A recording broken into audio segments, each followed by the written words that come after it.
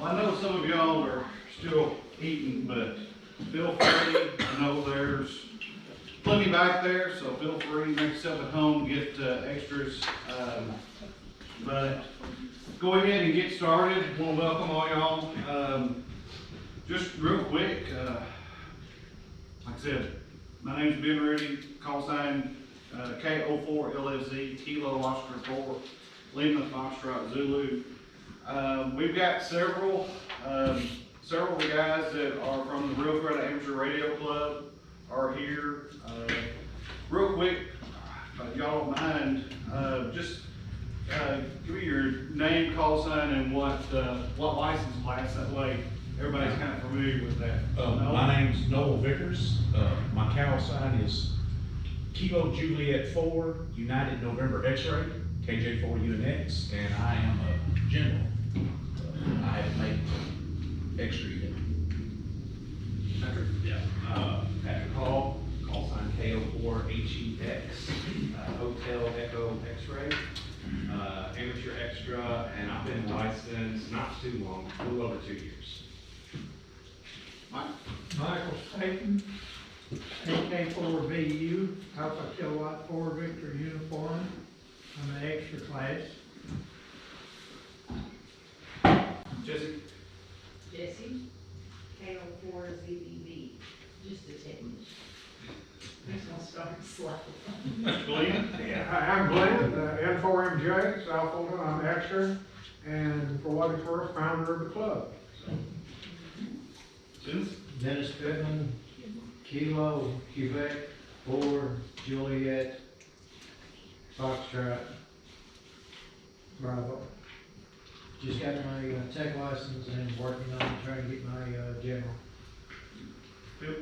Bill Green, November 4, Papa Whiskey Golf Course, SA, now for Phil Flynn Green.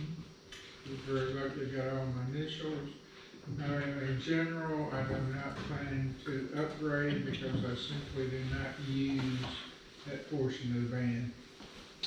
Will? Will fail for VLV technician, trying to get my general. And Alex?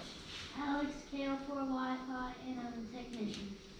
Alright, so, thank y'all for coming out again, and with this, you know, with all my programs that I do, I've got a PowerPoint, I'll go through it, but if you've got questions, stop me. If you've got questions at the end, stop me and ask, and when everything's all said and done, we kind of wrap everything up, I'll stick around and operate any of this stuff. I'll try to just show some different examples, but I'll show, you know, I'll stay around and we can mess around and see what bands are open and what contacts we can hear. And at 7 o'clock, you'll probably hear my radio start because I know the Kentucky DMR net will be on, so that'll be one thing I kind of wanted y'all to hear, and I may check in on that. But let me start with this little video.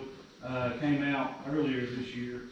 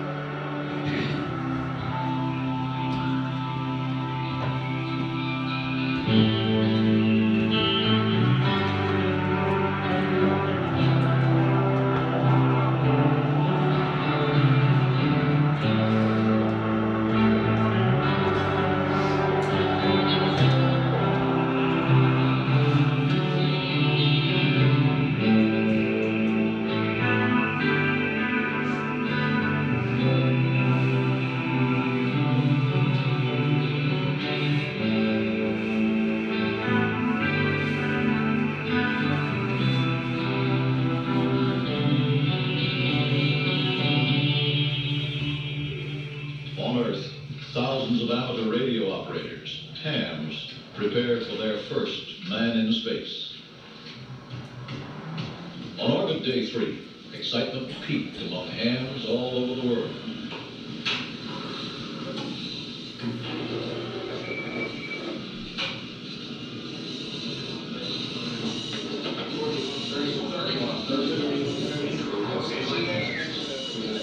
And then amateur radio's Man in Space went on the air. This is W5LF North Columbia, W5LFL at Columbia, orbiting the Earth at an altitude of 135 nautical miles. Passing over the U.S. West Coast are calling CQ. So W5LFL at Columbia is calling CQ, and standing by. Go ahead.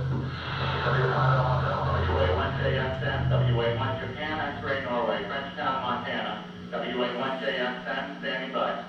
Hello, W1JXM, this is W5LFL. Picked up your signals fairly weakly. I think our attitude is not really the best as yet. But you're first contact from orbit, WA1, Juliet, X-ray Olympic.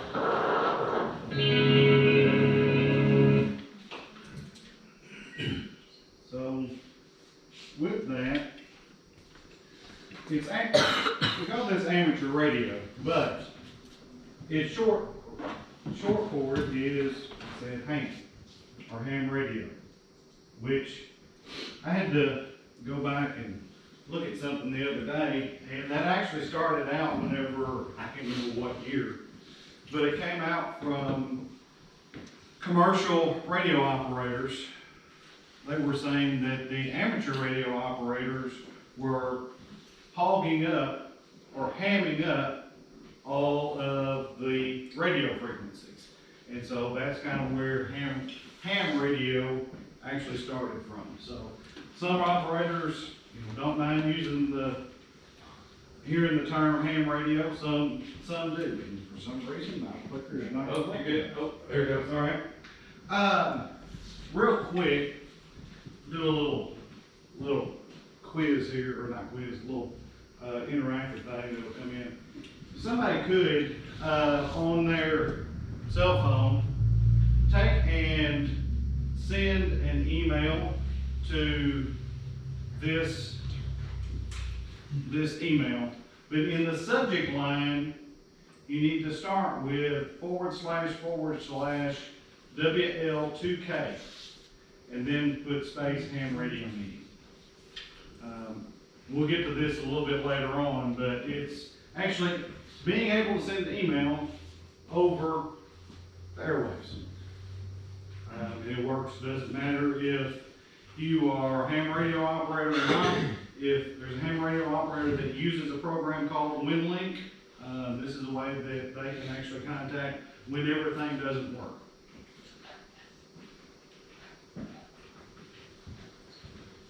And apparently this is going to, there we go. All right, so, like I said, ham radio is a nickname for amateur radio. Amateur radio is all about using radio frequencies for communication. Now, with that, some of the newer stuff today, which some of the more the traditional hams do not necessarily embrace, is there's a lot of stuff that we do and we never actually necessarily go over the radio waves. I can get on the radio right here off of my phone using a program called Echolink. Talk to people all over the world.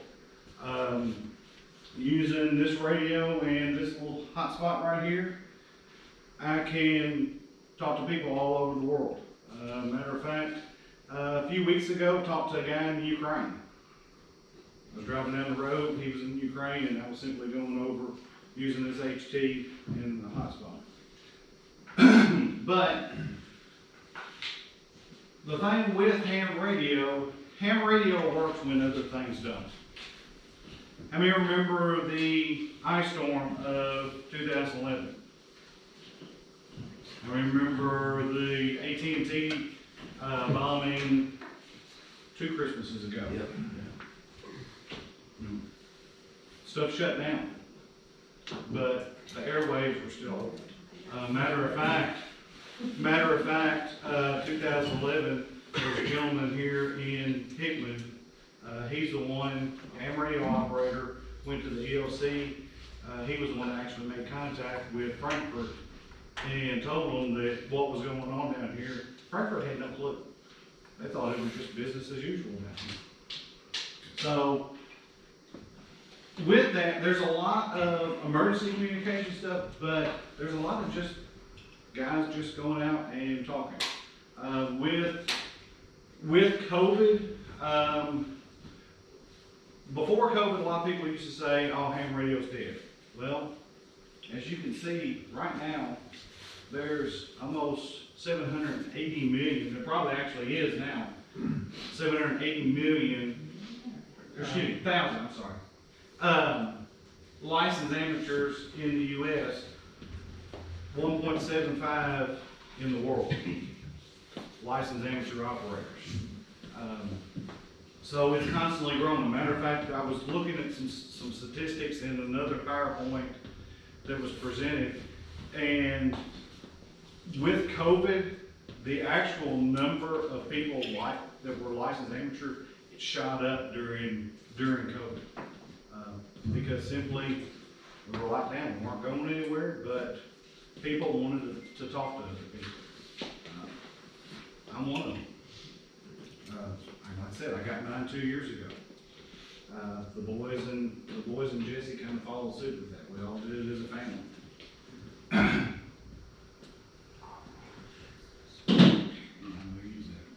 So, this was another thing I saw just the other day, and it was kind of fitting. Amateur radio operators code. Amateur operator is considerate. Never knowing to operate in such a way that lessens the pleasure for others. When someone else is talking on the radio, we don't interrupt them. If there's two guys that are having a conversation on a frequency, real simple, turn the dial and go to a different frequency. Amateur is loyal, progressive, we'll talk about a little bit about that, is friendly,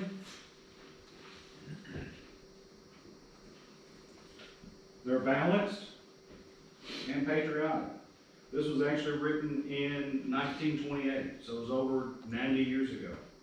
I'm not going to read everything on there because y'all can all see that, but you know, it still fits today. I get on the radio. It's been several months ago.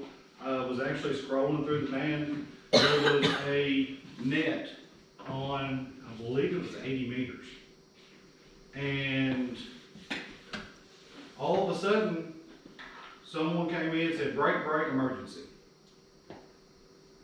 Everything stopped. They said, go ahead. And it was a gentleman up in Wisconsin. He was stuck out in the middle of the woods. And had a radio. And I don't really know the whole story because what happened was the band changed. The band went long or short, I don't know which. And it disappeared. But for the next 5 minutes, everybody that was on that net was calling for that guy, and everybody was asking, all right, anybody have any relays? Anybody else, can anyone else hear him? They were trying to find where this guy was and trying to get him help. They could have simply just kept on going with their net, but they didn't, they stopped. The night of the tornado. And actually other severe weather events. Several of us are on the Union City repeater. And, you know, we are constantly, you know, letting people know what the weather conditions are like.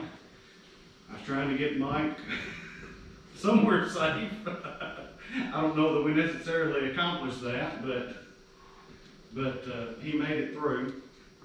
But that night, one of the first weather reports to National Weather Service from Fulton County was one that I sent in to National Weather Service that night. They were actually monitoring ours.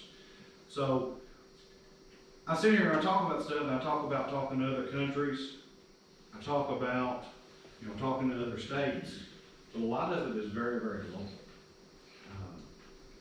The repeater that we use mainly around here in Union City has roughly between 75 to 100 mile range.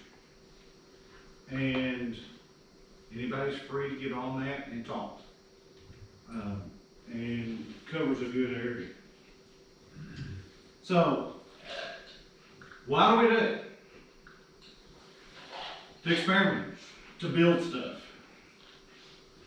to compete. There's competitions. Field day, ARRL field day. It's not really a competition, but it is a competition. Everybody's always trying to either beat the score that they had last year or beat another club, so on and so forth.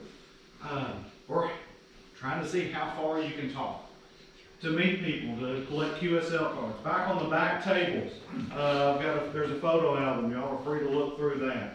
That is all the QSL cards I've collected over the last 2 years. Got one in that. One of the first ones I've gotten was actually from Japan. Meet new people. Elmer. And Elmer is someone that has been in ham radio and helps other people.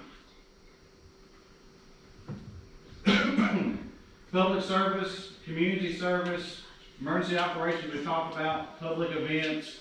The club in Murray, they help with a lot of public events.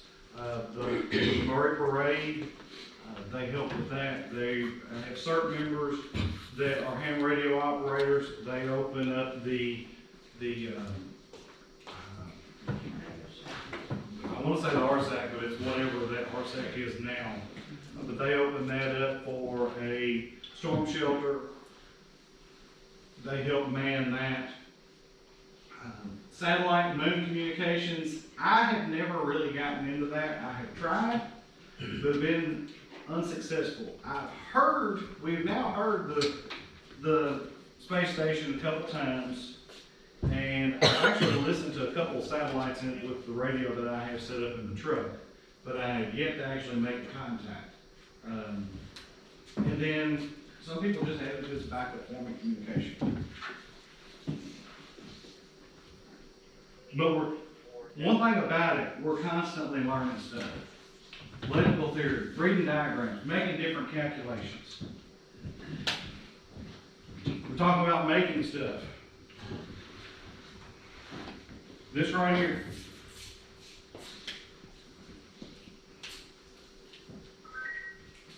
This is a 2-meter antenna. Made out of a lamp cord and coax. The boys made it. We have the plans. You can actually get online and do the calculations, but we actually use the QST magazine and just simply cut the cord the length it needed. Did use an analyzer and make the adjustments. They've learned how to solder. There's some soldering involved with that, but it's a learning project. In the process, in adjusting the standing waves, I don't remember if it was Will or Alex. I kept saying, step away from the antenna. You're messing the standing waves up. And they're like, huh? Because the antenna was hanging here and they were just standing right here after we made the adjustment. And I said, you got to step back. And he said, what are you talking about? So I showed him the graph. I said, take 2 steps back. And he was like, oh. The SWR went down, which is standing wave ratio. In other words, it's how much of the signal actually comes back to the radio. If that comes back too much, you can actually mess the radio up and burn the finals out. I'm gonna tell on myself here right now. Tupperware. This was actually a Toroid little kind of a magnet that we wrapped wire around. Actually, Patrick helped with this little project back during field day. The boys wrapped that I grabbed this out of the cabinet. Sorry. Wire from Tractor Supply, put it all together, and this will talk 40 meters through 10 meters. So, this was Alex's Dirty Santa gift from the Murray Radio Club, but it's a homemade dipole antenna for HF. If you look at it, it's made out of, you can either call it clothesline or dog run line, whatever. Actually, I guess it would be dog because it actually still has the ends on it. Antenna, one of the antennas I've got at the house, we made it, dipole antenna. So with that, we're constantly building, we're constantly learning different stuff. I know we have club meetings and we're all talking about different little projects that we're working on. Learning stuff on computers, new programs, learning how to use Raspberry Pis. I've got, whichever bag, wherever it is, I've got a Raspberry Pi in one of those. I can operate everything on the radio, theoretically, on set up. And never even pull this out. And can run it all off of this. So there's all kinds of things, and there's so many avenues. Well, there's 1, 2, 3, 4, 5, 6, 7, 8, 9, 10. There's 10 of us that are licensed in here, and I guarantee you, we still wouldn't scratch the surface on all the capabilities that you can do with amateur radio. So we're always learning stuff. For you kids, there's all kinds of possibilities with STEM and STEAM, as far as careers, as far as scholarships. Probably getting ahead of myself on a little bit of this, but we went to Huntsville Hamfest, and we're walking around, well, how many hundreds of people are in there walking around. I'll stop in a booth, look at it, you know, they may say hi, they may not say anything. Those two boys right back there, people stop them. Hey, do you have your license?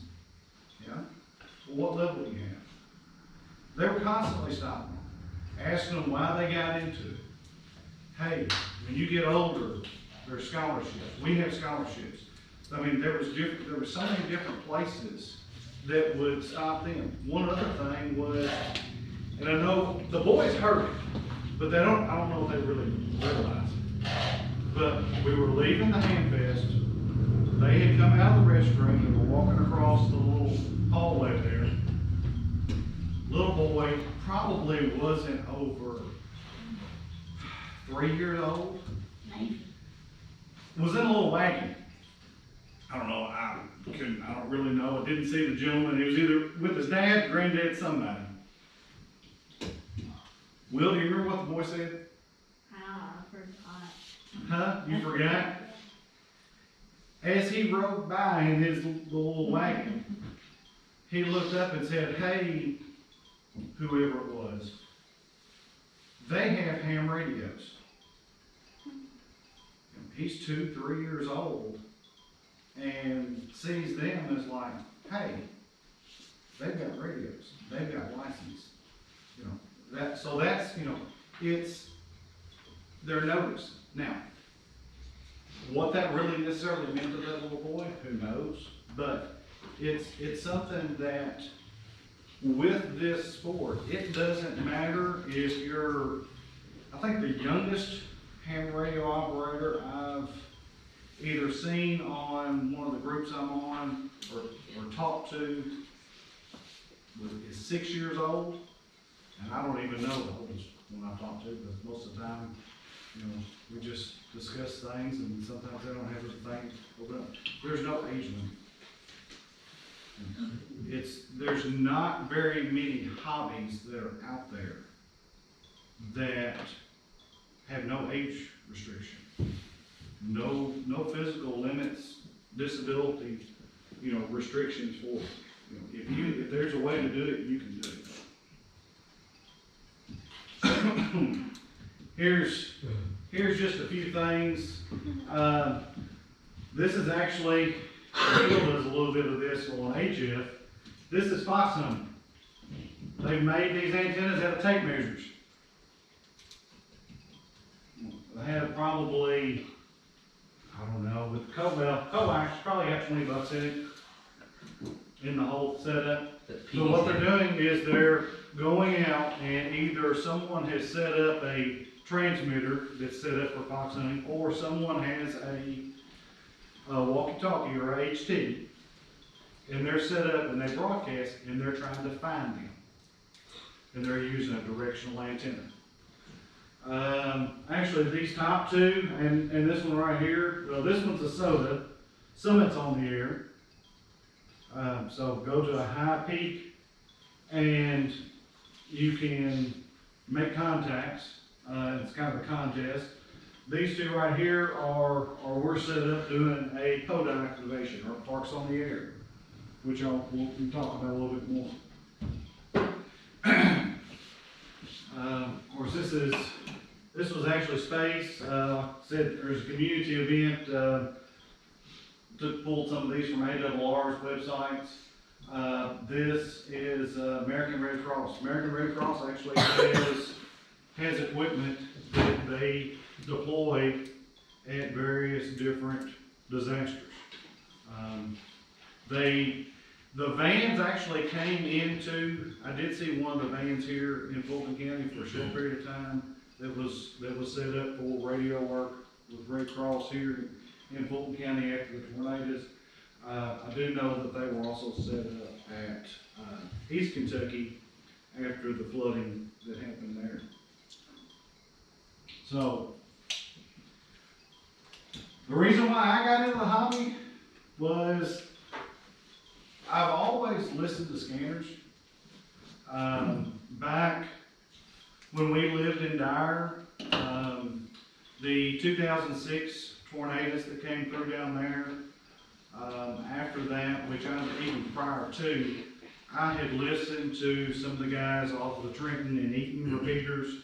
They have essentially what they call a Skywarn. Y'all are familiar with, a lot of y'all are familiar with Skywarn weather spotters. A lot of those are ham radio operators. And they were relaying information, and some guys are just sitting there at the computer and looking at the radar. But I've always kind of had a little bit of interest with it. My dad, whenever I was the boy's age and even younger, he always had CB radios. And so there's always been a little bit of interest with that, always, kind of been around radios. I mean, I actually used to run a CB in my truck quite often. Sometimes I had it on, sometimes I didn't. But just always having, just another way of listening and see what's going on.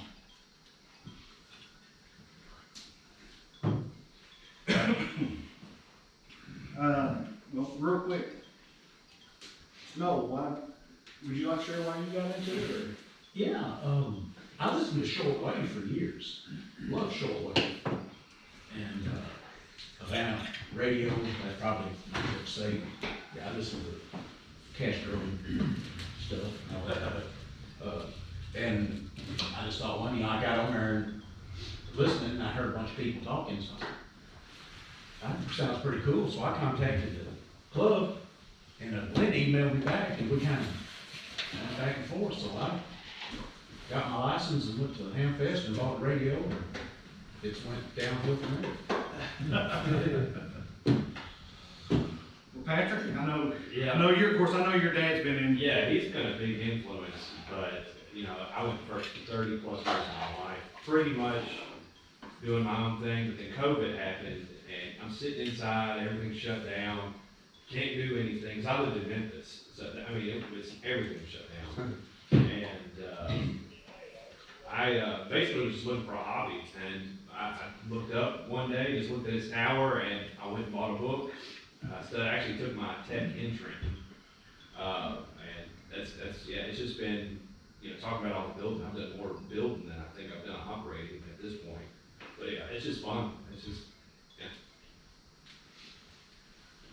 Yes, no, you just got yours, if you don't mind, why'd you get into it? I know you're fire department and everything, but I got into it basically for emergency, communications. If something was to happen, we lose our repeaters, towers go down, power goes out. If you got a vehicle, you got another means of communications, whether it be ham, GMRS, CV, whatever. And if somebody has another radio the same, you can at least get something going and tell somebody something. Phil? Me? Yeah. Oh, okay. Well, probably being not the youngest person. I think Mike's older than me. That Mike. I 62 years ago, okay, a long time ago, before any of you even thought about it, I was in high school and I happened to be in the library, which I spent a lot of time there, because whatever, study hall, and I ran across one book, and it had to deal with electronics and radio. And I kind of got interested in that. From that, I ran into another guy, we sort of tied together a little bit. And eventually we found out there were 2 licensed hams in the county, which was Hickman County, by the way. But I couldn't drive a car at that time, wasn't licensed, didn't get to go see them very often. But anyway, got into it, learned the code, which nowadays is not required. It was something that was exciting, something different. And not to take a long time here, but this whole thing started out with a book in the library. It turned into a career, eventually, a career for me in electronics and computers. And it did okay for me. I can't complain, okay? I enjoy it today, every day, unless I'm sick or something. I do a lot of the stuff that Ben's talking about, the soda and the POTA. I love the soda program. I've been doing that for probably almost 10 years. Well, yeah, probably at least 10 years now. And that's where these guys go out on these designated mountains or high spots. And we use low power.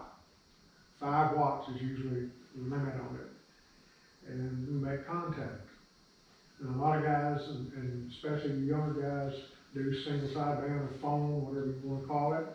And some of you do digital. I do a little bit of all of it, but I do mainly Morse code. That's my thing. I love Morse code. It's not everybody's thing, I understand that. But it's a lot of fun. It's been a great hobby for yours truly for 62 years. I will have been licensed 62 years in April. And I'll probably continue doing the same thing till I fall over and they pack me out.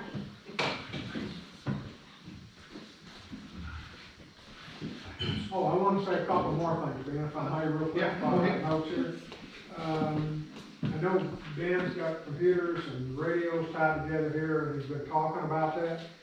You don't have to tie them together, you don't have to have both, they can stand alone. And another thing is you don't need a license to listen. Yeah. Okay, you only need a license for the translating part of it. I guess that's about it, Ben. I appreciate you doing this too. I'm gonna have to leave at 7:30. All right. We'll go ahead and kind of keep moving here. But kind of what he was saying, what do you need to get started? Well, like he said, you can listen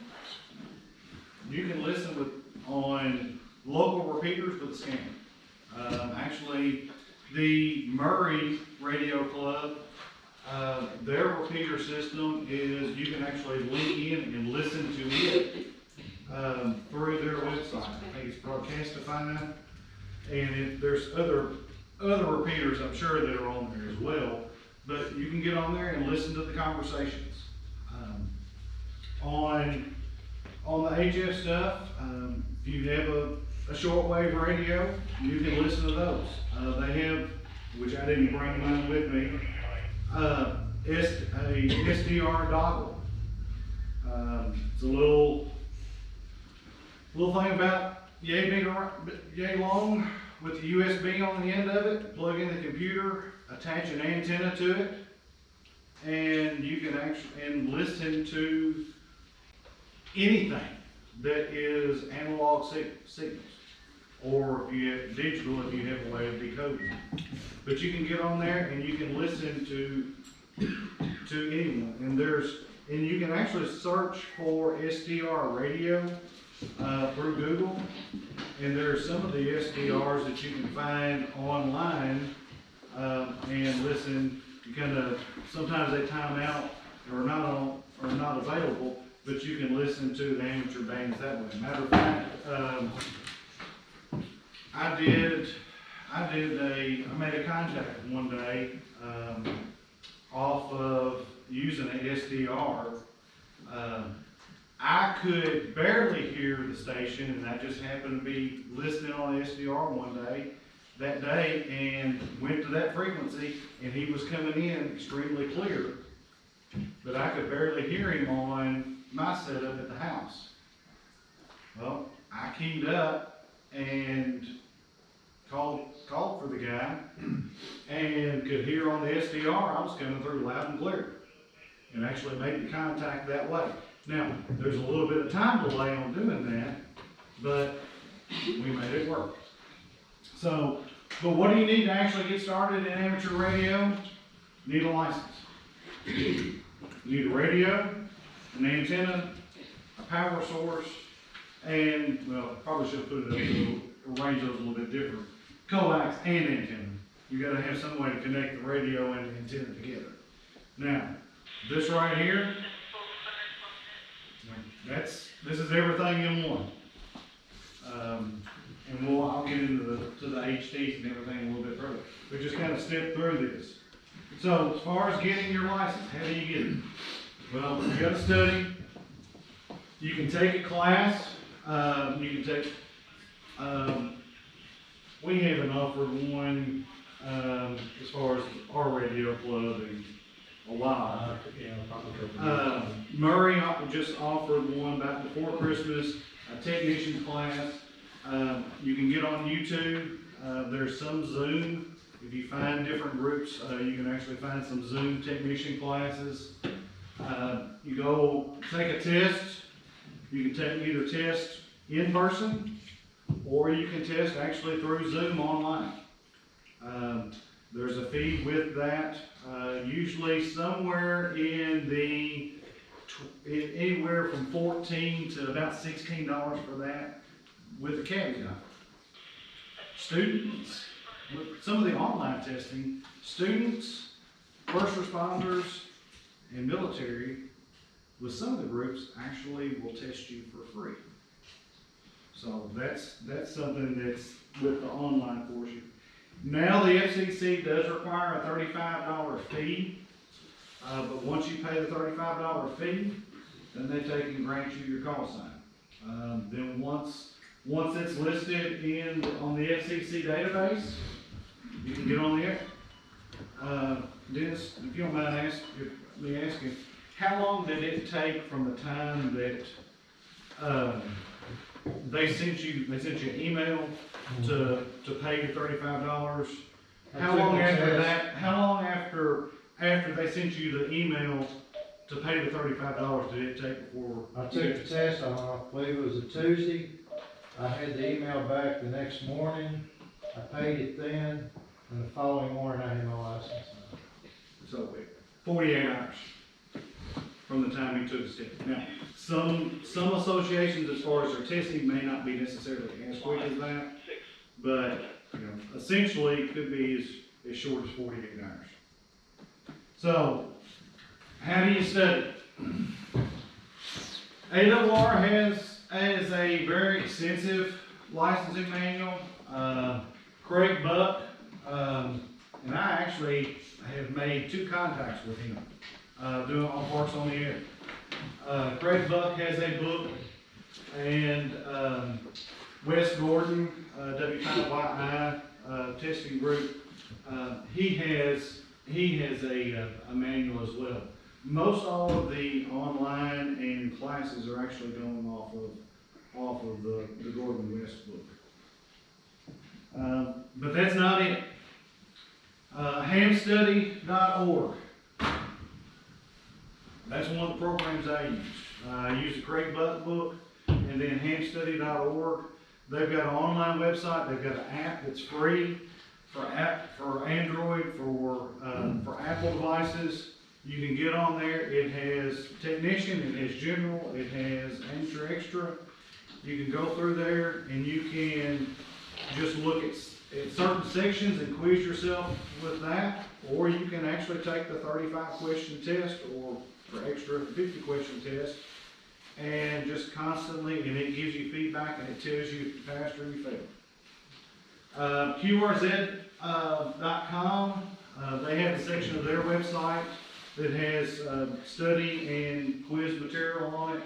Ham Radio Prep is one that I have seen advertised. I never have looked at it really, but it requires a subscription. ARRL has materials online. YouTube, one of the main ones that I've looked at as far as my tech and my general is Ham Radio 2.0. It has some really good material on there. Dave Kessler, what was the one I sent you, Will? Red Rock?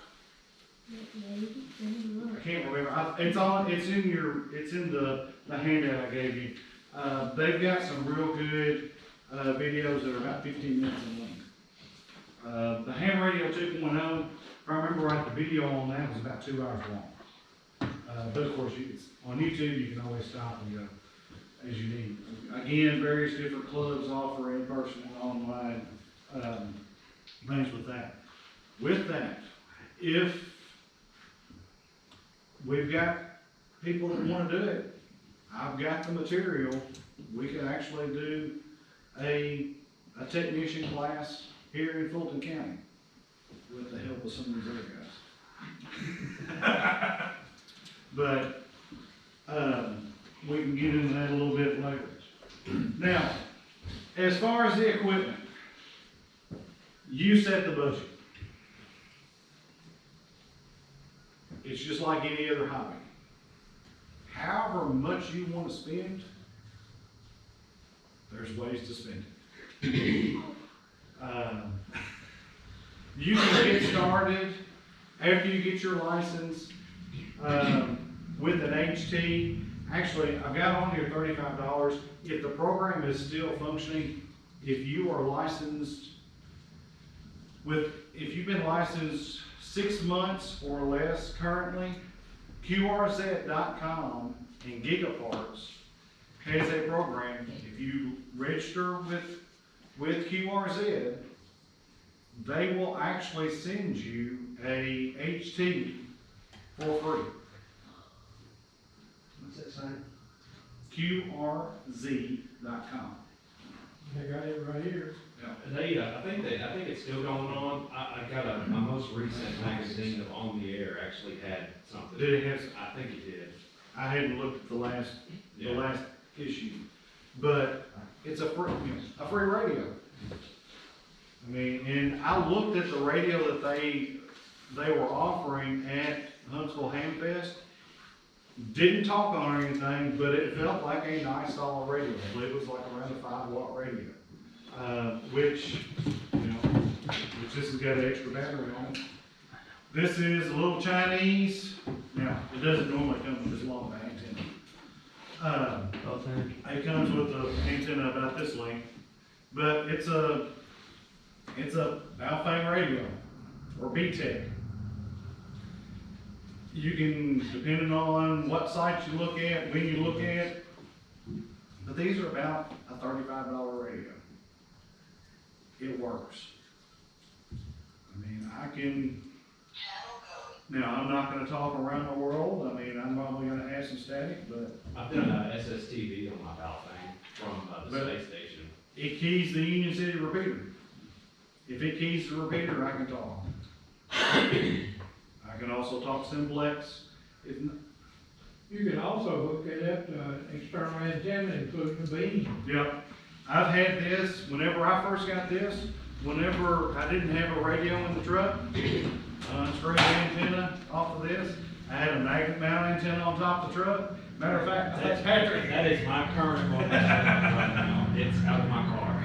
So, I mean, you screw an antenna on this, and with this, with the radios, your antenna quality and your antenna height is everything.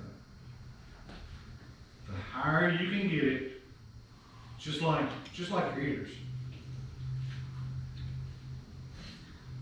If you're deaf, you can't hear anything. If you don't have a good antenna, you're not gonna hear anything. Matter of fact, before I tried all this setup today, about 2 weeks ago, I brought some of this equipment up here, put the antenna up, brought the radio in here, turned it on, nothing. Couldn't hardly hear anything. But I was just using a regular throw line to put the antenna up, and the trees out here, I just couldn't get up high enough. Went home, got my antenna launcher, shot the line up higher in the tree, came in here, and nothing changed. All those people were still talking, just my antenna wasn't high enough to be able to hear them. I mean, I can talk on this antenna right here and get out, but this antenna's gonna do a better job. It's just a matter of changing some things up. But like I said, HTs run anywhere from about $35. I think the most expensive ICOM or Yaesu, I think I saw was about $700. It's as much as you want to spend. Mobile rigs, which I say mobile, but I'm gonna probably guess that every one of us, what we call our base station at the house, is actually a mobile radio. We're just running it off of a 12-volt power supply. But they run anywhere from about $100 on up. Somebody asked me what this was earlier. This is a 2-meter 440 antenna, or give me an idea, radio. 25 watts. 25 watts, it's about $88. I've got this with a power supply and a cookie sheet with a magnet mount antenna in my office to be able to get out to the Union City repeater. I can do it in this. This is just a little bit quicker. I think Patrick, you and I were talking about, you got a J-pole sitting in the corner. Yeah, it's in my living room. What was funny about that story was, that was the one I was trying to use, Sunday for the net. And I must have had a loose connection or something, because on the net, I was told nobody could hear me. No. But when we were talking, you came in just fine. Yeah. HF radios, this is, ICOM 7300. It's been around several years. They're running somewhere around 1,000 new. You can get them used. They're still running about the same price.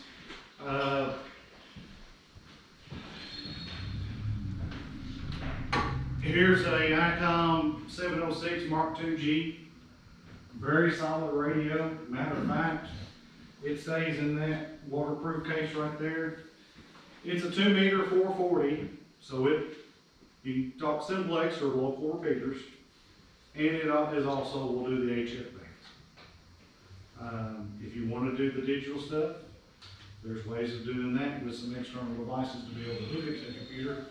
But you can also you can talk voice, and you can also do Mr. Glenn's version of digital.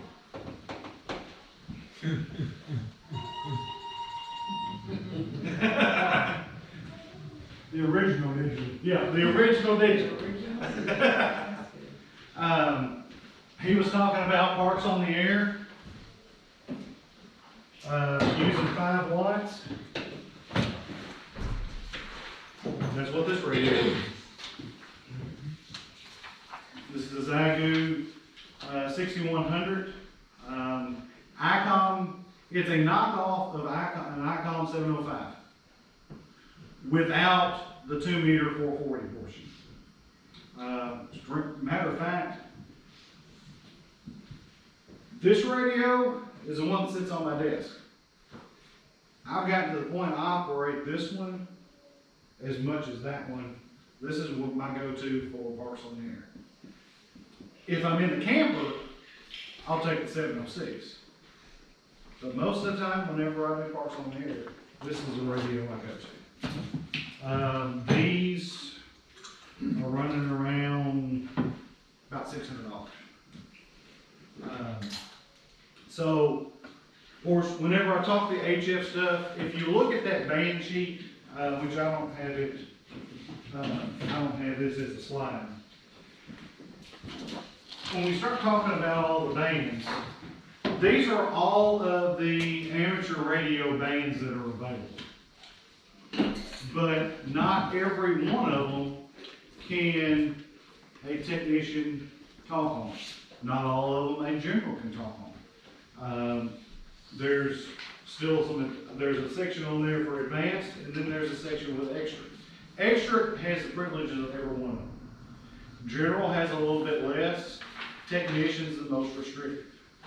But anything that is, well, 6 meters and above, a technician can operate on all portions of it. The 10 meter band, they have a small portion of voice and then the digital. They have CW on, or Morse code on 15 meters, 40 meters, and 80 meters. But those are the bands that they're restricted to as far as actually being able to communicate on. But they're free to listen to any of them. Again, you don't have to have a license to listen. Will. I get mad about only being talking on one frequency. Technician is more restrictive, and the 10 meter band is not open all the time. So it's kind of one of those things, you get your feet wet with technician, and kind of one of those things that kind of urge you to, okay, get that next level. But there's plenty to do with that. Sorry, Dan. That's all right. I was getting a little bit of secret. So, the HT setup, I already talked about the Bofang, just kind of looked up some others. I've talked to several guys, I know several of the guys in the Murray Club. They run a lot of the TYT, UV88s. They're still running brand new, around $35. The Yaesu, a little bit more solid radio, about $100. But you take one of these right here, put a mag mount in your house or on your car for about $35. Is that the same as a CD antenna, or is it got a different? No, it's different. It's a different band, different frequency. CB, Glenn, help me out. 26 megahertz. 27. 27 megahertz is, so it's 11 meter band, where these HTs primarily we're mainly using 2 meter or the 70 centimeter band, which is 440 megahertz to 448 megahertz. That's the frequency range for those. So it's a shorter antenna. I made a J-pole before I even bought an actual outside antenna. I built a J-pole out of copper pipe. Copper pipe and some solder. And matter of fact, still use it today. Most of the time, seems like anymore, most of the time with all the storms we've had off and on, I never go down in the basement and flip the switch. So most of the time, whenever I check into the net and everything, I'm either on the HP or I'm still on that J-fold instead of the outside antenna. You can actually make what they call a ground plane out of a SL239 connector, some hangers, some coat hangers, and, well, you need an SWR meter to be able to get everything within the band, but you can do that for, other than, you know, without pricing the coax, you can do that for under $10. So there's a lot of different options. Like I said, you can make a lot of this stuff. Communication modes, how we actually talk. We talk about voice or phone, FM, AM, and single sideband. Digital, we'd fill a whole slide up with all the different digital modes. You name it, it's out there. DMR, which is what these radios are. Oops, I just turned mine off. Fusion, D-Star, Riddick, Link, FT8, FT4, Vera AC, JS Cole, Olivia, Whisper. Yeah, there's all kinds. Got something blowing in here. Well, my guess for the trivia question tonight, I'm gonna go with everyone else and say Alice Cooper. And everyone have a great evening. I have no idea what the trivia question is tonight, but this is the Kentucky DMR net. Okay, Woody, we appreciate you sticking around and making some comments, and, you know, the weather, it was warmer this morning than it is as the day progressed. The temperature kept dropping, and, I think we're mid-40s now, and hopefully won't get much colder tonight, and hopefully for you too. Thanks for checking in with us, and I have recorded your answer as well. Next on the list is K4UI. Rick, take the mic and take your turn, sir. K4UI Thompsonville. Good evening, everybody on the net. I want to say Alice Cooper also.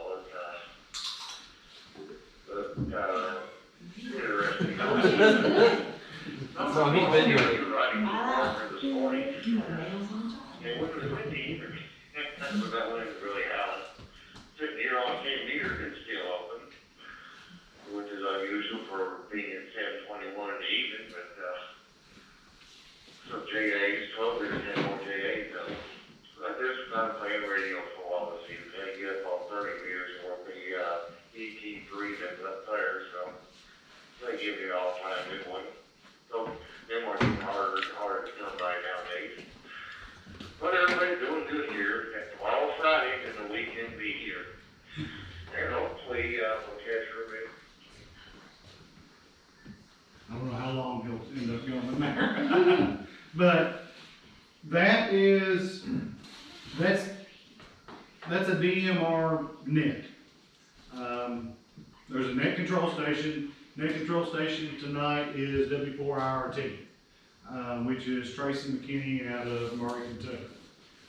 He's net control. So what that means is it's a directed net. So it's just like a police officer standing in an intersection. He tells the next person when they can go, and he directs all the traffic. So by doing that is everyone checks in. We just simply give the call sign, and then on that one you give the call sign and your location, and then he writes that down, or we actually use a program called NetLogger as well. But it's just keeping track of who's on there, and then just simply goes down the list and calls on the next person. And they're free to make whatever comments there are about. I don't know what the trivia question of the night was, but apparently a lot of people's answer was Alice Cooper. So. But with these nets, it is a practice for actual emergency communications. We run Well, since I've been on it, I guess was actually, we never ran a directed net during a weather event. But if we had a lot of stuff happening real fast and we needed to get information, if everybody started talking at one time, they just go, nobody would hear anything. But with it being directed, when it's your turn to talk, I call on you, and then the next person. And so, therefore, it's a way of keeping order and making sure everything is communicated efficiently. On HF, there is the Tennessee phone net. There's Kentucky phone net, but I know one of our club members is, well, actually, he just stepped down, didn't he? He was the net control for that, but they actually pass traffic messages. So let's just say, matter of fact, I heard one the other day, listening to the net, and some of us use forms like this, but it is, you know, pass that around a little bit, but it was a net, they were passing traffic to someone in Florida. I don't know who the person was, what the situation was, but it was a ham radio operator trying to get a hold of an individual down in Florida to make sure that they were all right. And he had the person's name, the person's location, he had the person's telephone number. Apparently they hadn't been able to get a hold of him. And so he was looking for someone in whatever county or whatever city it was in Florida to go and check on. Now, he could have called the local police or sheriff's department down there, and they could have done a welfare check. But at the same time, that ties them up for something that they need to do.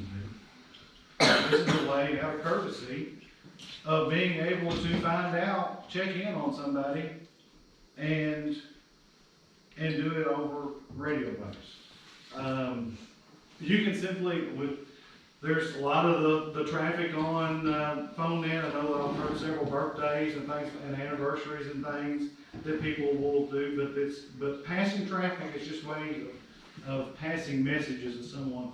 And also, most of the time, you get some type of feedback that message got there. Now, again, can you just pick up the phone and call somebody? Yeah, but not all, it doesn't work all the time. When everything else fails. Morse code, which used to, you had to pass, was it 5 words a minute? For novice? 5 for novice, yeah. 5, you had to be able to transmit, and you had to be able to decode and transmit 5 words per minute on Morse code. This is a practice key. I'm actually gonna hand this off to Phil because I don't do anything with. I tried. Oh, that's tough. Well, Spring stuff. Oh, Well, I'll give you up, I'm sorry. yeah, you don't know what it is. yeah. So tell us what, Doing that? so tell us Oh, what you're actually doing. all right. Morse code is made up of bits and dots. And it takes a little bit of practice to learn it and to use it efficiently. Like I say, it's not everybody's thing, I understand that. It just happens to be mine. This is an old straight key, which I haven't used in probably 40 years. I use a different kind of key that's a little bit easier, a little bit faster. Probably with this key, I might get 10 or 15 words a minute, each word being composed of 5 characters. With the way I do it, with a more modern key and keyer, I do about 25 to 30 words a minute. Okay? To me, it's a lot of fun. It's just, I don't know, I'd say it's not everybody's thing, but it's just the way I love to operate. It can be heard, Morse code on the radio, by the way, can be heard more readily and easier than any of the other types of signals, with the exception of the newer digital stuff. Now, some of the newer digital stuff will go below the noise level that the human ear can't hear. But with the old Morse code, it'll get right down there into noise too. And you, when I say noise, I'm talking about just what they call white noise, standard noise, the atmospheric noise, and the receiver itself, actually has a little bit of noise that's created within.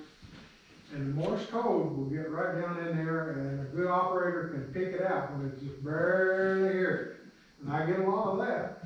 I got some of it today where I just barely could hear a couple of the dips and dots, but was able to dig it out. In an emergency, it's great because you don't have to have a microphone. You just need a radio and an antenna and a key, and you're ready to go. I want to back up just a little bit on his message stuff there. Yeah, you could call that guy and ask him, or if he's okay, or ask the police to go see about him, but like I also said, when everything else fails, there have been many instances where cell towers fail, the internet has failed because of storms, and the way to get through to these people, in many cases, has been strictly through ham radio. And not just in the States, but sometimes overseas. Another quickie, if I may, okay?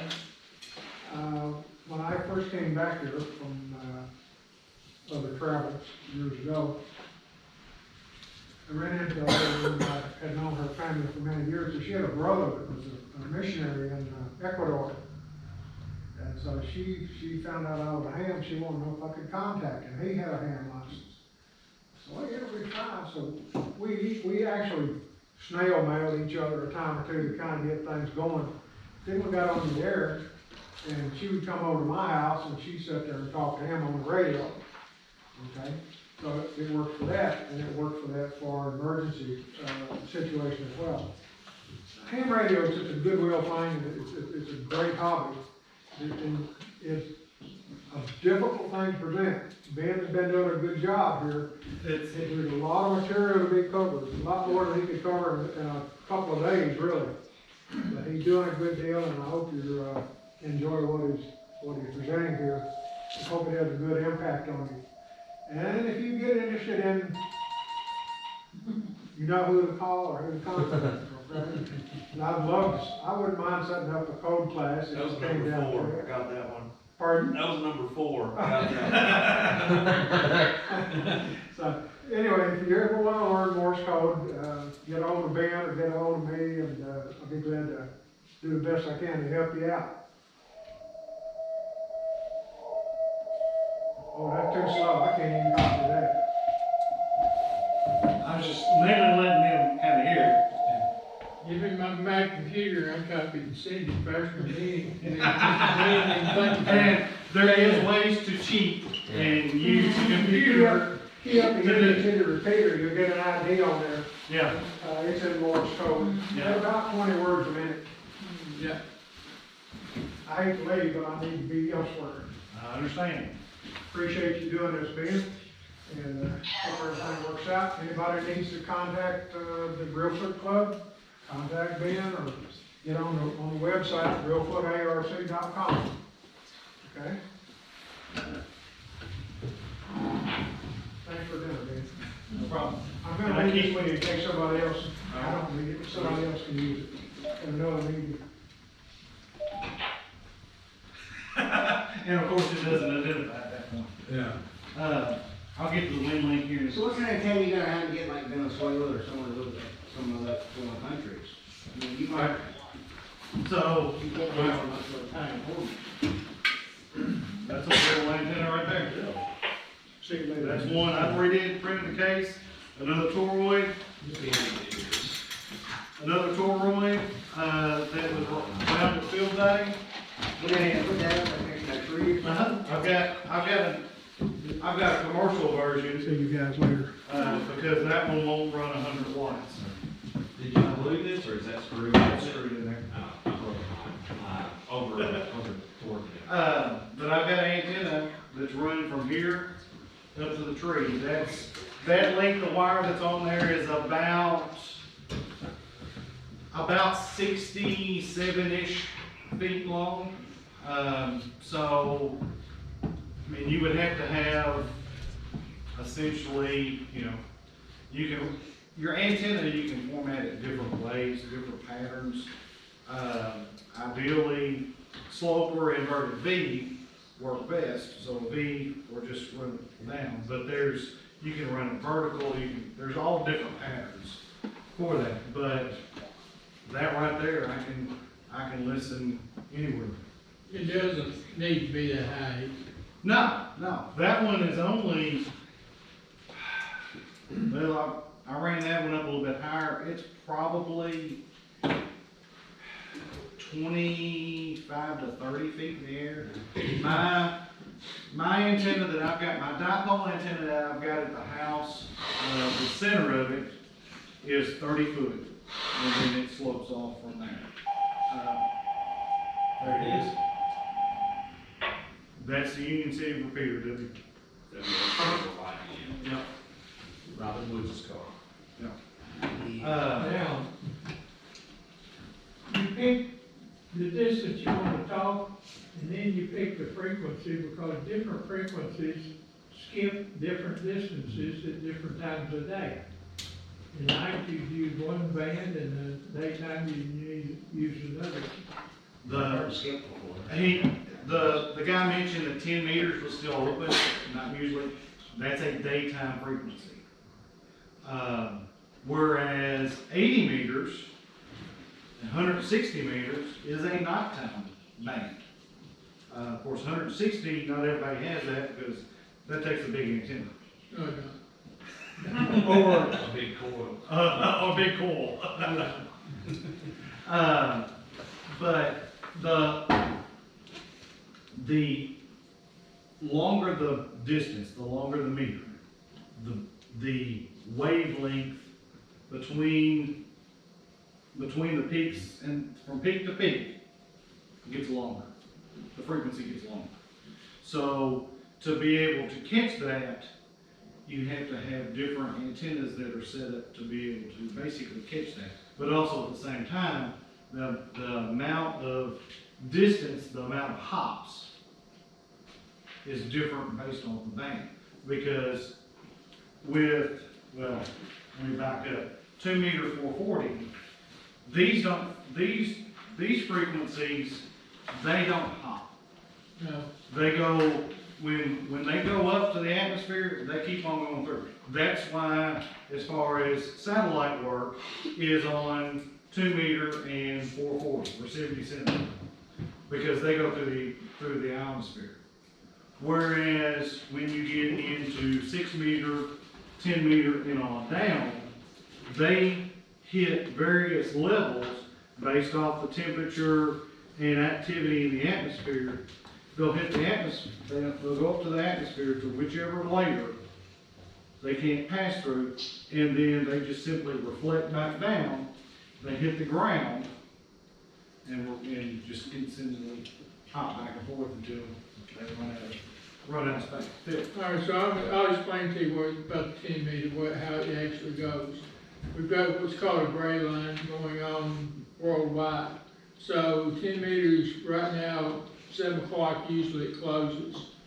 But right before it closes, usually the Oceanic Pacific, Japan, Guam, anything like that, Philippines will come open because it's on that line of sight. It's 7 o'clock or 6 o'clock there, so those operators are just coming alive there, but we can still hit them at the time that our band is normally closed. One of the big things is you don't have to have a huge coil if you're working AEM on 160. You just gotta have an efficient antenna, but you're only running most of the time 30 watts. So you're not running a lot. I've talked to New Zealand many times on 160. And I've got what's called a New Zealand folded dipole that's terminated. It's got a 49-to-1 valve and a 16-to-1 isolator on it. And the current flows through it. It's about 396 foot long, but it's into this type of array. It's probably maybe 25 foot at the center and probably 12 foot on each side. Probably 3,000 contacts better just with that antenna. So it really doesn't matter. Mr. Ron Steinberg used to live over Fulton before he passed away. He had a different type of refolded dipole that was running between two sheds off of his gutter systems, and that wasn't no more than 10 foot. He probably had 25,000, 30,000 contacts worldwide. So it's not necessarily about how high the antennas are, that does help, but it's more about how efficient the antennas are.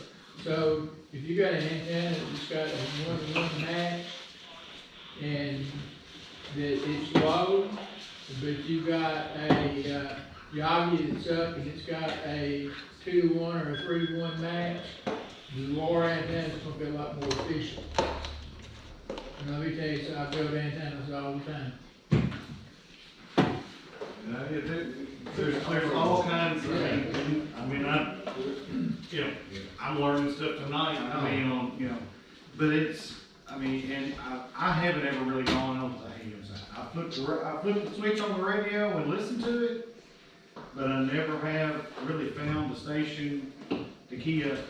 But it's all just a matter of finding it and trying it out. The biggest thing, the thing that I have learned in the last 2 years is that right there. The whole thing is community. I mean, I had this harebrained idea of having this meeting and threw it out there to these guys right here. Didn't ask them to come. And you see, these guys right here, they know about ham radio. They've been doing it for a lot longer than I have. But here they are. It's a community. Everybody is very, very supportive. And I will tell you right now, she will get, if she gets her license, if you got an extra and she just has a technician and she got on a DMR radio, she will get 10 times as many contacts as you. If not more. 2 things. 1, she's you, and 2, she's female. They will simply, as soon as those boys key the mic, it's just like, whew. I know, matter of fact, I'm gonna tell a story on Will. Will got his technician, license. December, he passed his test the Thursday after the December 10th tornado.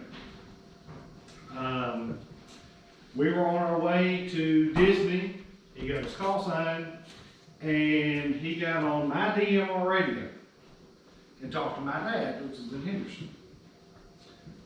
Before he got off the air, I think he made 3 or 4 contacts in a matter of 10 minutes. All he did was key up. Back then, once we got home later on, I don't remember, that was still during all the COVID mess and everything. Will got on the radio one day, and he ended up talking to now the former section leader for the state of Kentucky. After that conversation, I got an email. Never met this man. And W4NHO, Steve Morgan at Owensboro, Kentucky, sends me an email, says, hey, I talked to Will, KO4 VLV on DMR, learned that he just got his technician, a few other things. Long story short, would he be interested in coming to the Cave City Ham Fest and talking during the ARRL forum? I got the email, I was like, and his phone number and his email and everything, I'm like, I don't know who this man is. I looked him up on QRZ, just kind of saw some information. Ended up, picked up the phone, called him, talked to him for probably an hour and a half. And long story short, Will hadn't even been licensed for 3 months. Goes to Cave City and is standing in a room of about 30 people. Show them the video. I don't have a video. Not here. But is sitting there talking to a room of about 35 ham radio operators, and he's 10 years old. And he's standing up there and you can hear pin drop. Some of this is Cave City, some of this is Murray Field Day, where they come, they set up at the Arboretum and operate. This is at the Murray radio room. All these people, I know some of the ones in here know who these are. These are all YouTubers that are ham radio operators.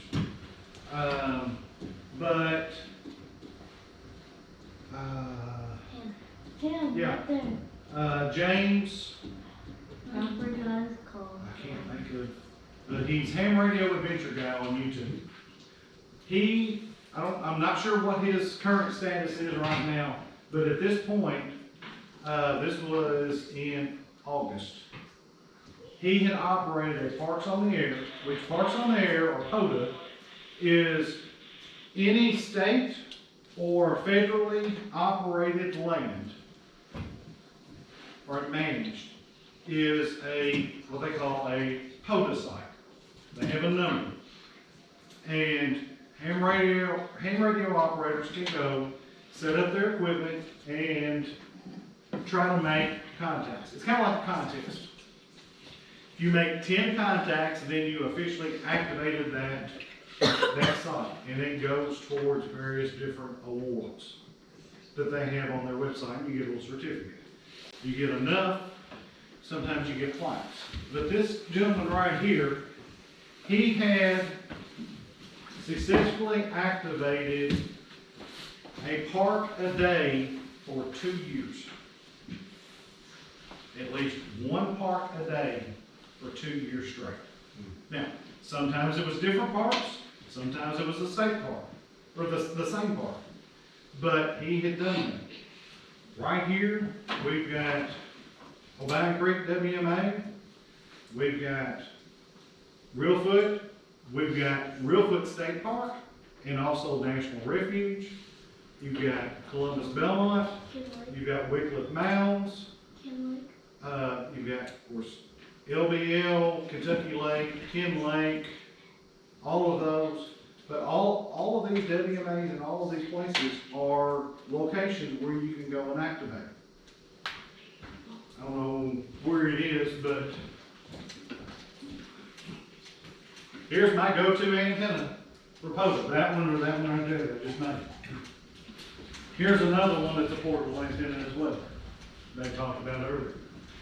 Just simply throw that up in a tree. This one's nice because you don't have to have a tree. Some places you just can't really set one up.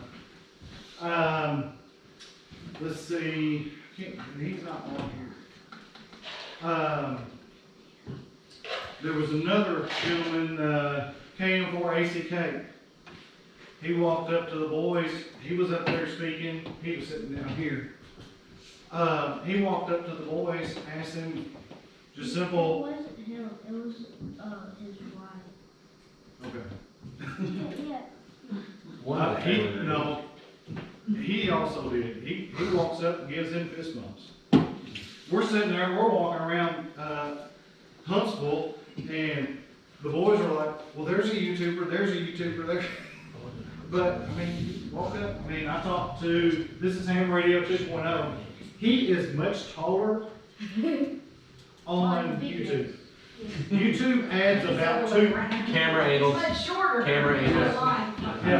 Yeah, as you can see, he's not very tall. But, yeah, so camera angles, just right will add a foot or two, so.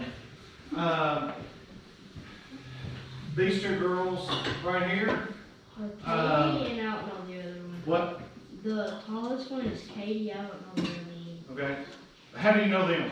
Not. Yacht. Youth Amateur Communications Ham Team.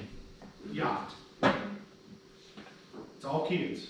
A gentleman up in Michigan, him and another guy, they formed this group. I think it actually started out their local school.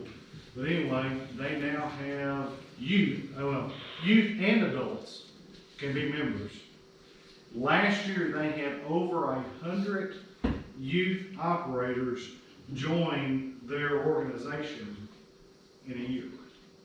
I think they're now up to like 400 or something, youth operators. They run an Echolink now. Johnny really talked about Echolink. Echolink, you can get on your phone, you can get on the computer, I'll pull that up here in a minute. But we were walking around the Hamfest, and all of a sudden, this girl walks up to Will and says, "Hey, are you Will Rudy, or are you KO4VLV?" I'm sitting there thinking, like, son, we need to have a little discussion. But it's a community. I mean, everybody that I have met so far with ham radio, if you've had a question, if you're struggling with something, they've always been extremely, extremely willing to help. I mean, think about it. If you can take and get on the radio and say, "Hey, I need to find somebody in Timbuktu to send a message to somebody," and you have a complete stranger that will carry through a message for you and find out if somebody's all right, you know, there's not many places around that you can do that. So, with that, that's kind of the PowerPoint. I'm gonna pull up some different things. As a matter of fact, first thing I'm gonna do is I'm gonna pull up WinLink and get that message. But, what are y'all's questions?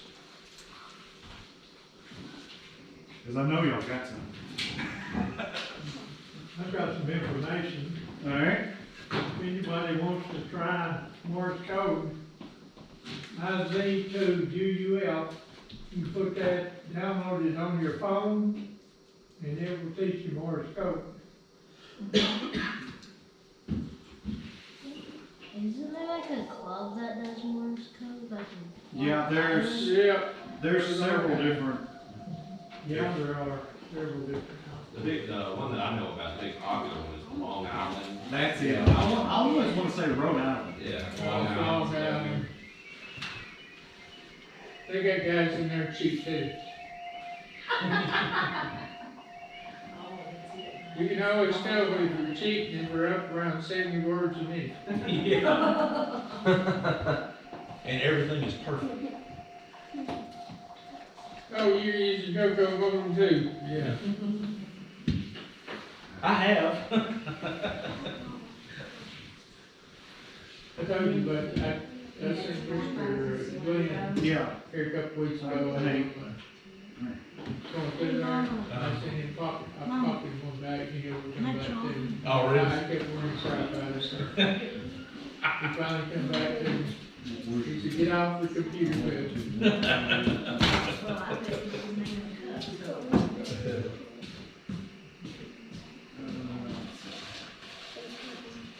Let me get on the right over here.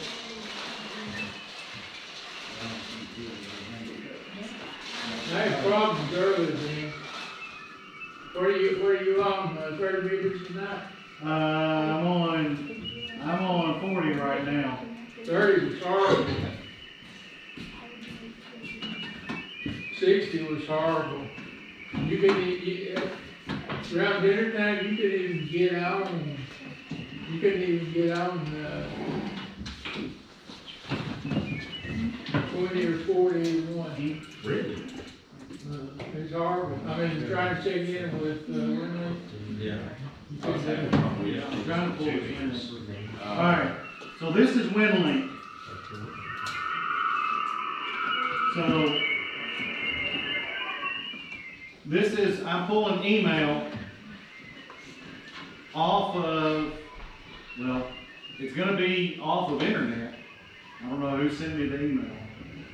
But it is going through, this is actually going through K4MSU. So it's going through Murray State University on the 40-meter band. And so all those little, all that noise that you hear, all that little high-pitched stuff, that is their computer talking to my computer, and then whenever it stops and you hear a click, that's my computer talking to the radio, talking to them. How do you get your computer so low? Huh? How do you get your computer CPU so low? Pretty low, 3%. It is, ain't it? Wicked low.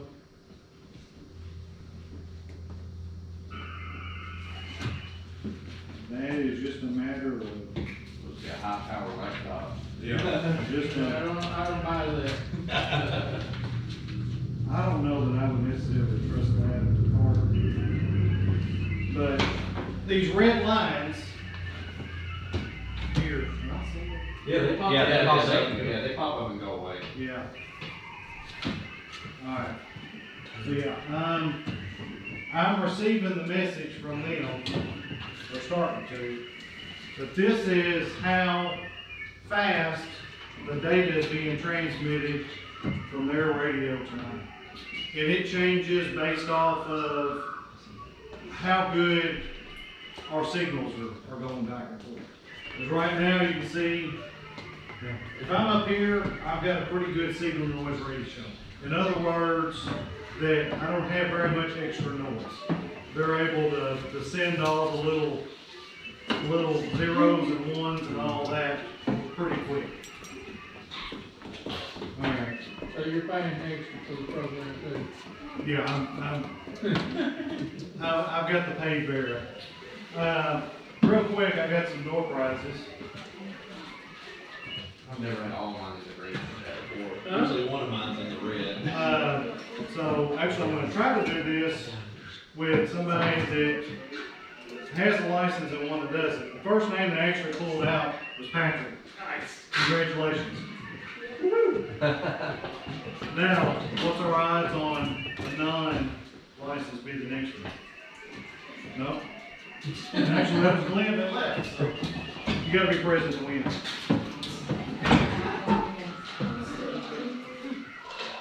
Lynn Busby. Oh, well, yeah. There you go. You get a technician class book. Right. You got something to study with. Yeah, like reading.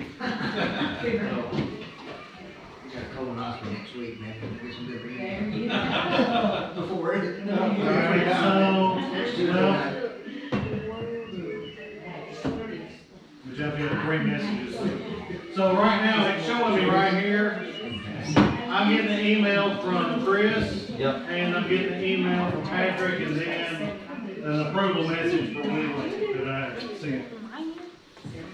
So, it's gonna take and sit there and go back and forth, transfer all that material to email. Pretty good, okay, so. This one. I just spelled different. Yeah. Actually, that's how I'm getting Oh, to you, yeah. approval messages. So you get an approval message for every successful download of It's, Where's your? I'm not sure why I'm getting those actual reports. Yeah, maybe. Oh, okay. You get approval message on all of the messages. Really? Does it But individual. does it download all messages that's been sent to you in the order that they've been sent to you or simultaneously? Yeah, well, I don't really know on that far as like the order, but it's, you know, as far as the speed on this, it's kinda like the old dial-up. Yeah. Sometimes you got a fast connection, sometimes you got a slow connection. But I don't know if it actually sends, you know, if you send it first, then Patrick, if it would send it in Is it that. coming through one at a time It or? comes through, each message comes through one at a time. So the first message and the second message and the third. So One's it's zeros. however it's keyed.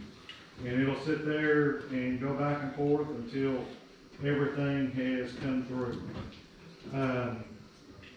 while that's doing that, I talked about DMR a little bit. I know Patrick does it, Phil, you got? No, not going to. No. Not much like Echo Link. Echo Link The is boys, not extra radio. Too new? with DMR, we basically have one DMR repeater in this area. It's in Martin, Tennessee. Depending on where you're at in Fulton County, you can actually get it. But most of the time, you're not always necessarily most successful. I've got two up here. These are running a little Raspberry Pi, and with basically a radio hat on top of it, and some programming, and it is basically a miniature DMR repeater. It hooks into the internet, and then you're able to program your radio with all of the talk groups and be able to talk through that.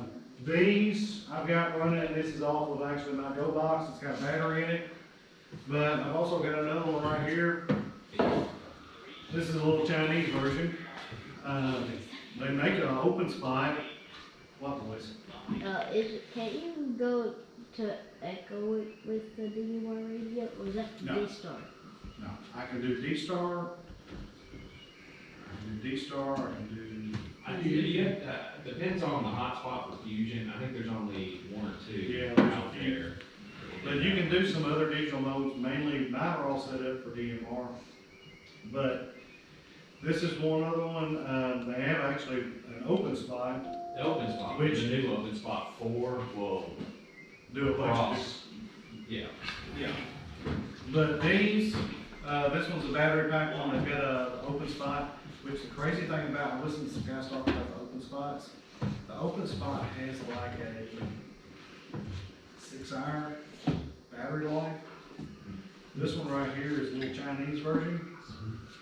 It's, I think, what did I tell Tracy the other day, about $130. I gave less than that whenever I bought mine, but it was back before all the chip shortage.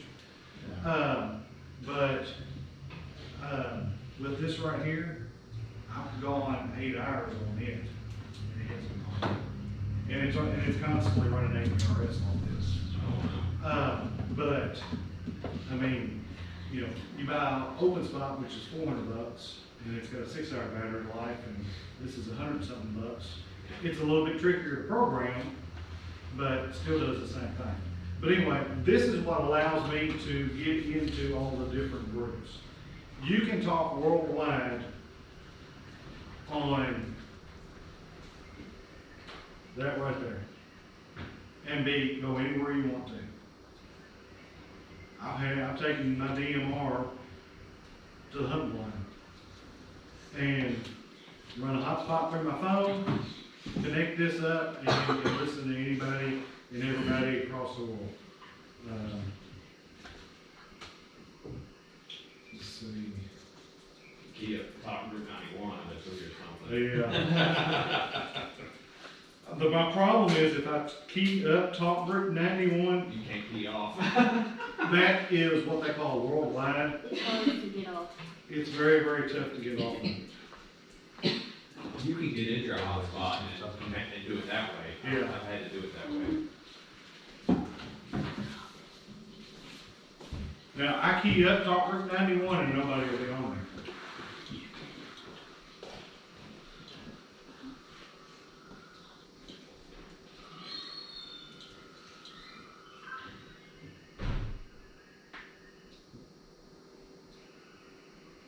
I see you. You saw me key up? Yeah. Can't believe nobody's in KO4 LFC monitoring top Route 91 worldwide.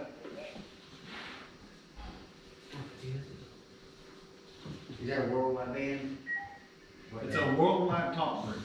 So it's kind of like it's kind of like a chat room. Illinois. Yeah, it was Illinois. That's right. November 9 station, this is Kilo Oscar 4, Lima Foxtrot Zulu. How's it going?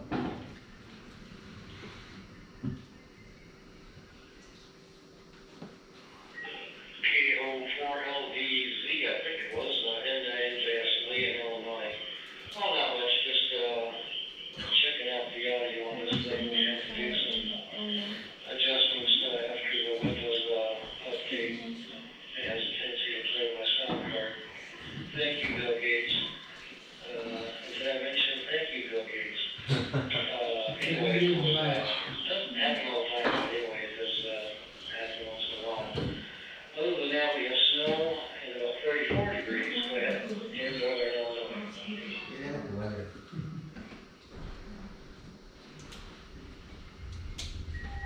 You always wait a second before.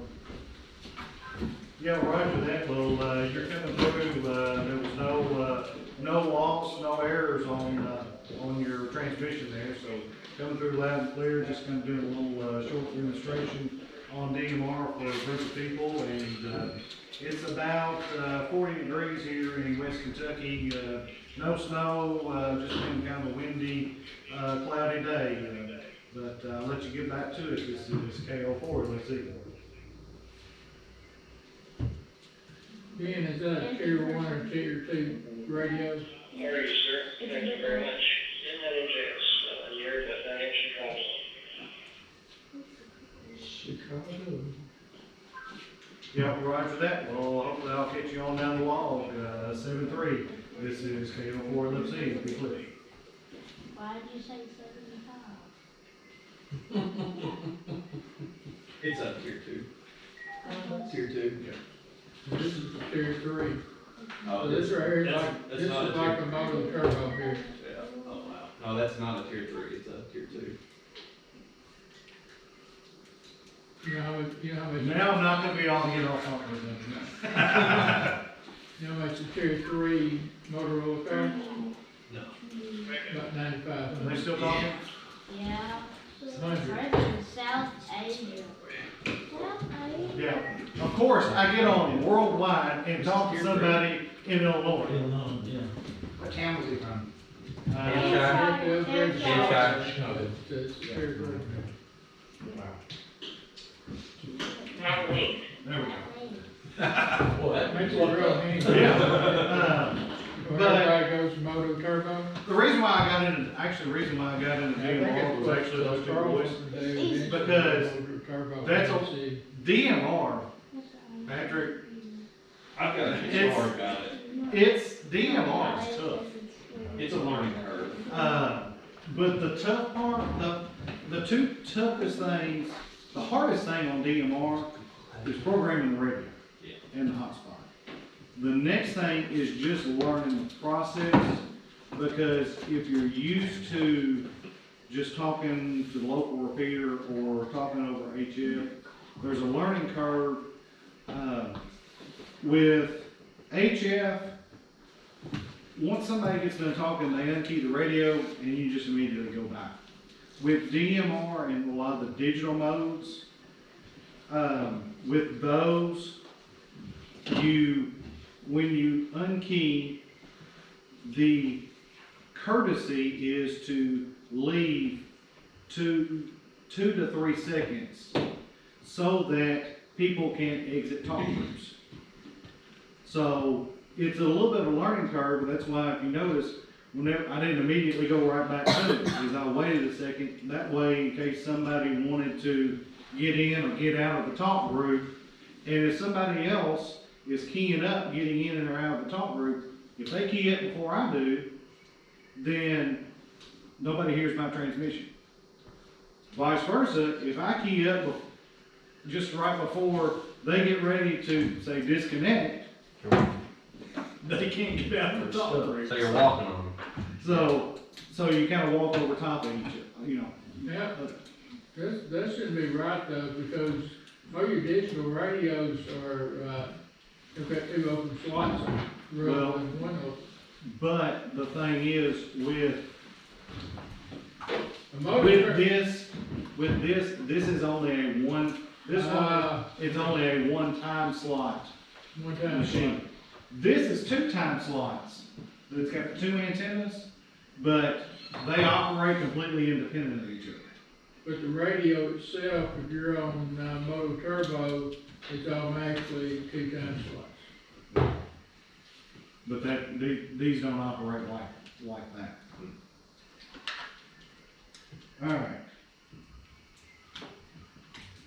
We are still. I should say it's tier 2, but you have to pick one or the other at a time. So when you're programming it in, you have to designate whether it's going to be I'm gonna see if I can. 1 or 6. Yeah. The DMR was great for me when I was in Memphis, because when I was in that All right. apartment, I couldn't set up antennas. So It DMR pulled- would be yeah. It pulled two of them, but I'm gonna cheat you a little bit. Because y'all heard it clicking and everything. I'm gonna swap over the internet.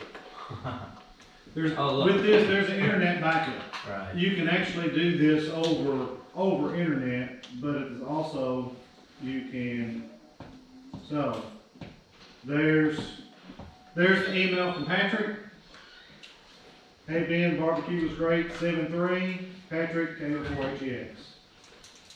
Chris, good evening, glad to be here tonight.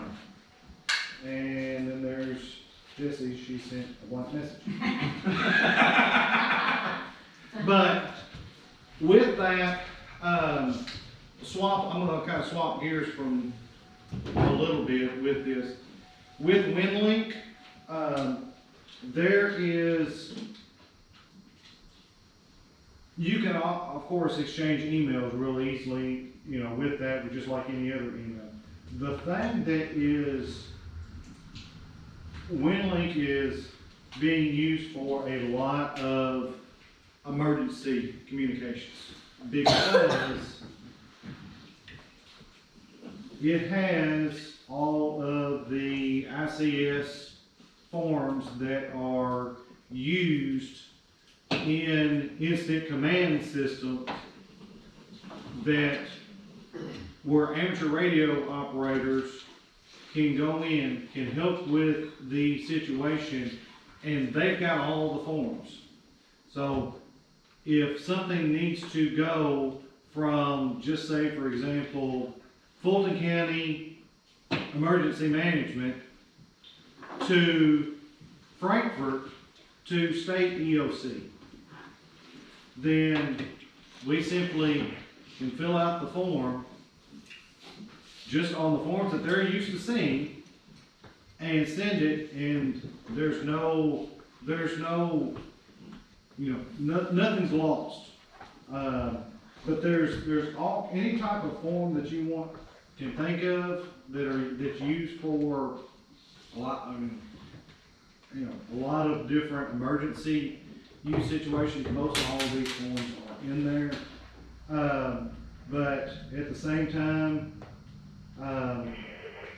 it's got weather forms. You can send a local weather report, severe weather report. You can send those to National Weather Service if you have that email. So there's a lot of different uses. WinLink's used for a lot of different things, but the most of the popularity now seems to be moving towards the emergency, the ARES use, which ARES is Amateur Radio Emergency Service. So normally when you think of emergency response, amateur radio is not really a part of that. We're not fire department, we're not police department, we're not ambulance service. But like Dennis mentioned,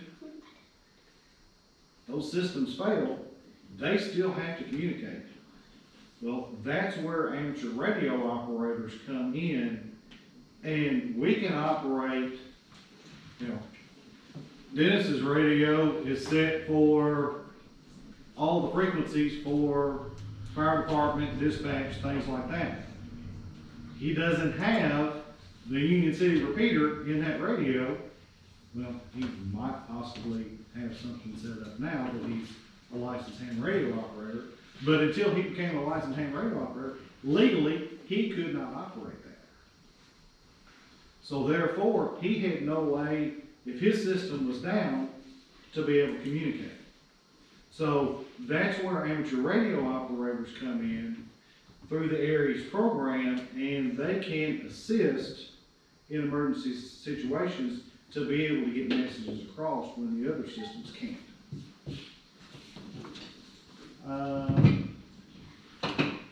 If anybody wants to go through and do the ARES, it's a good program. Patrick's doing it right now. I'm a level 3 right now. It means I actually passed the 2900, which is the toughest ICS class you'll ever take. Well, I've done 100, 200, 700, and 800 so far. Oh, and 66. 2200 is pretty hard, 2900 is definitely hard. Somebody mentioned Echolink.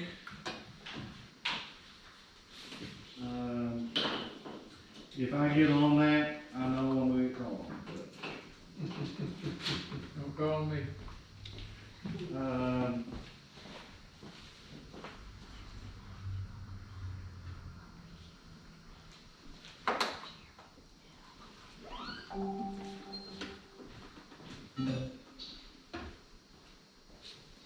Well, maybe.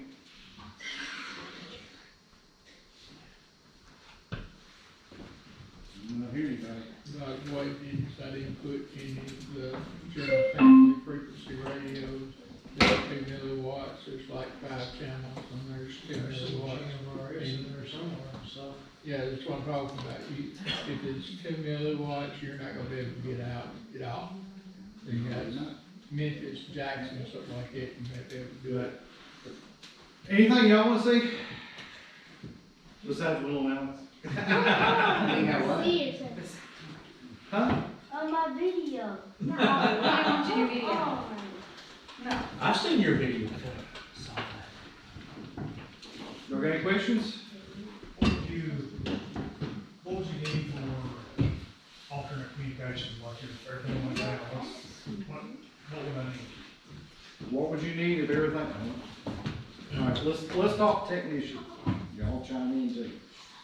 Technician, I mean, like I said, you can start with this right here. You know, $35 radio. That will get the local repeater. If the local repeater's down, then you can actually talk simplex. Simplex is radio to radio, no repeater. Now with that, 2 meter 440, you're looking at essentially line of sight. Now, with that being said, line of sight is relative to where the antennas are. The repeater in Bloomfield, Missouri, which I looked at the other day, it's over 50 miles away. It is sitting up on about, I don't remember the actual elevation of the site, but the tower's sitting up about the antenna's about 400 foot above the ground. I can pick that up sitting in the parking lot on my truck radio on the truck. So it's relative to where the antenna is and everything. I've actually talked to a guy that he was on one of these. He was 30,000 feet. And he sounded like he was sitting next to me. But it's relative, so with these radios, radio to radio, HT to HT, you're probably going to get, 5 to 7 miles at the max and 5 yeah. If you're inside, it's a little bit different, it's gonna cut you down. I know, I've talked to Jesse,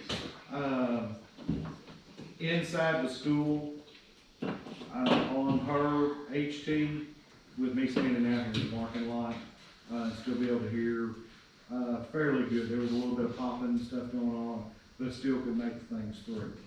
So, I mean, you can get by with one of these, and actually, I didn't mention this. I know Patrick's doing some work, Phil's doing some work. We can actually set up, his dad, Phil's got a system set up where we can actually send emails over one of these with a DigiRead.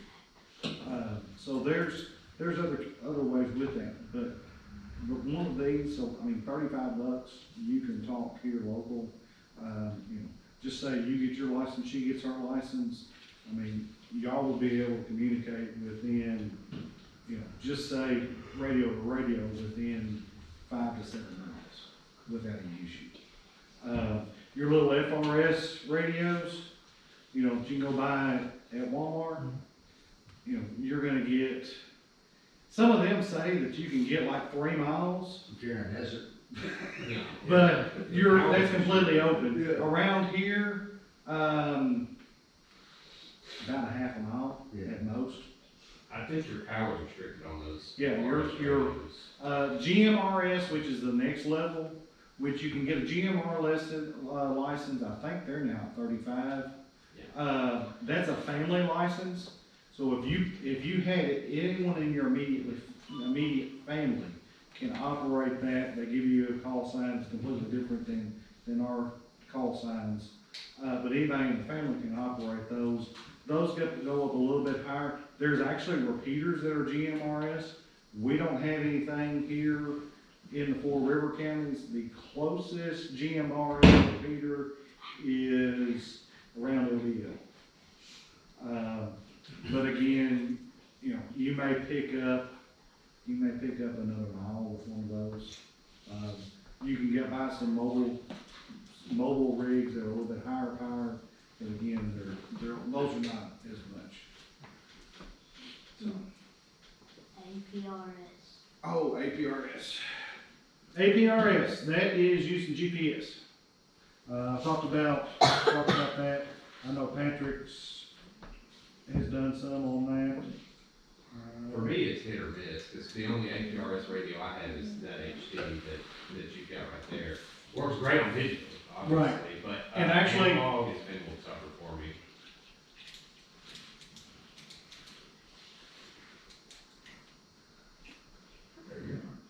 Jimmy. there's mine, but mine's doing APRS digital, so it's actually going through on hotspot. But you can actually go digital. You can send some messages through APRS as well. But it's basically APRS is geo tracking. Like I said. So I'm like, where you've been the last hours? Home? Here? Yeah, no, that's not a good tool, you know, you might know the reason why it does. How? Back and forth. Boy. For the barbecue. That's where I went to a meeting yesterday. And then that's other sites, other people, so on and so forth around.